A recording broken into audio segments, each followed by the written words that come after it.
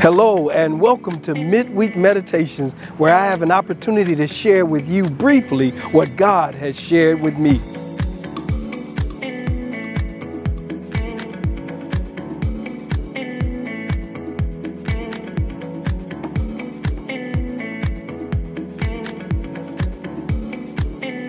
I'm hoping that you've had a good week. Man, we've been locked into this series entitled, This Is All of Us. And I tell you, the Lord has been taking us through an experience of a lifetime. We've been looking at the family. And this weekend, we talked about conflict resolution. And we looked at two brothers, Esau and Jacob. They were in the midst of conflict. You know their story. You know how they arrived there. I don't have to carry you through all of that. But I do want to tell you three things I learned from this conflict between Esau and Jacob. The first thing I learned is that conflict has a lot to do with what's going on in our hearts. When our hearts are messed up, then our ability to resolve conflict will also be messed up. And we learned that about Jacob and Esau. They had a heart condition. They had heart issues. And because of those heart issues, their conflict got deeper and deeper. That's the first thing I learned. So that conflict comes from my heart condition. My failure to resolve conflict comes from my heart condition. But then number two, we found out that it's not always the conflict that's the problem. It is how we handle the conflict that we run into problems. And that's what happened with Esau and Jacob. They were not handling their conflict in a healthy way. Oh, how do you know that? Because Esau decided after his brother Jacob had stolen from him, Esau decided, you know what? When our father dies, I'm going to kill you. Now, what kind of conflict resolution is that? When our father dies, I'm going to kill you. As a matter of fact, Esau went straight Godfather. Esau went straight Michael Corleone on his brother. When daddy dies, you're going to die too. But then Jacob was no better. Jacob ran. He avoided conflict. And then his mother got in the midst of it and started telling Jacob how he should handle conflict. And so it threw everything out of the way. I want to pause and tell you that if you and I don't handle conflict correctly, it will not be handled. And let me pause and tell you something. As one writer said, that what we tolerate, if we keep tolerating, people will keep on violating. Can I say that one more time?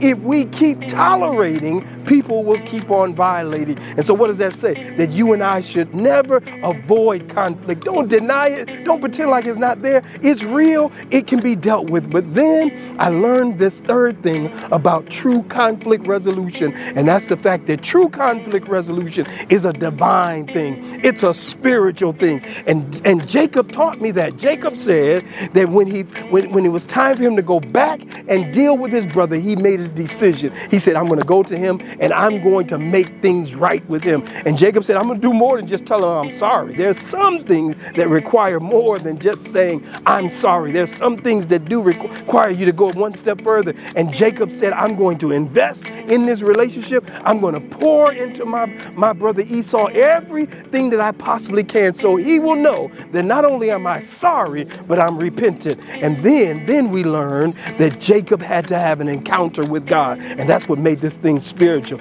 God stepped in. God heard Jacob's cry. As a matter of fact, we find Jacob in the wee hours of the morning having a wrestling match with God. He's holding on to God. And what does Jacob say? Jacob says, listen, God, I will not let you go until you bless me. And that's when God changed his name. He changed all of the dynamics that were happening between those two brothers, and he brought hope to them. I want to close by telling you that true conflict resolution is a spiritual thing. And I want to challenge you, and as I challenge myself, let's resolve to get over some conflict that we're dealing with. Let's resolve to bring peace in our homes. Let's not be like the husband and wife. Husband and wife had not been speaking to each other. They were going through stuff, and they had vowed that somebody's going to speak to me before I speak to them. And the husband realized that he had to be up at 5 a.m. in the morning, 5 a.m. And so he wrote his wife a note, and he said,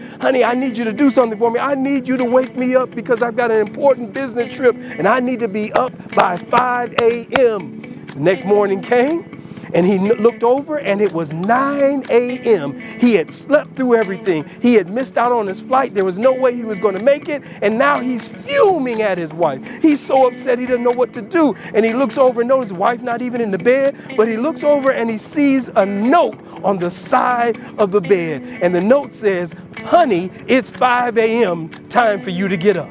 He realized that this conflict that we were having really made no sense. It made no sense how we were dealing with it. And I want to pause and tell you, there's some stuff that you and I get locked into that it makes no sense how we're dealing with it. Let's deal with it in a godly way. I'm praying that the Lord would bless and keep you as you deal with conflict, as you strive to overcome in the areas of conflict. I'm praying that God will bless us as we also strive to resolve any conflict that we have between us and our God. Until we meet again, may the Lord bless you and keep you and cause his face to shine upon you and give you what you need, and that's his peace. God bless.